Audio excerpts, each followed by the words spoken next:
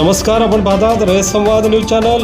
अकोट उपविभागीय पोलिसांकडून गुटखाविरोधी मोठी कारवाई। सुमारे 29,54,000 रुपयांचा मुद्देमाल जप्त। अकोट उपविभागीय पोलिसांकडून गुटखाविरोधी मोहिमेअंतर्गत मोठी कारवाई करण्यात आली। सुमारे 29,54,000 रुपयांचा मुद्देमाल जप्त करण्यात आला।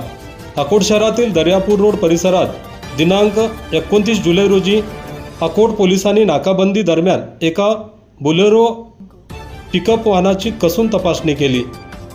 त्यामध्ये शासनाने प्रतिबंधित केलेला गुटखा व सुगंधित तंबाखूजन्य पदार्थांचा मोठा साठा आढळून आला आहे।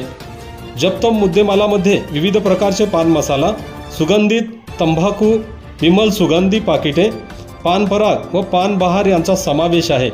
एकूण 17,54,000 रुपयांचा गुटखा आणि 12 लाख रुपये किमतीचे बोलेरो पिकअप वाहन असे एकूण 29,54,000 रुपयांचा मुद्देमाल जप्त करण्यात आला आहे। वाहन चालक फरार झाला असून त्याचा शोध सुरू आहे।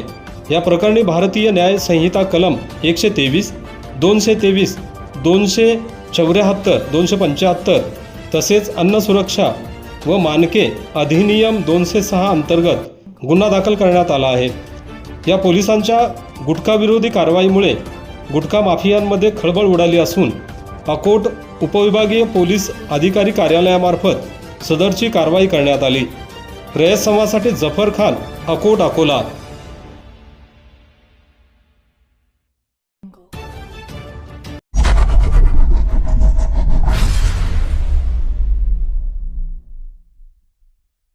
अशाच नवनवीन घडामोडींसाठी रयत संवाद न्यूज चॅनलला लाईक करा, शेअर करा आणि सबस्क्राईब करायला विसरू नका।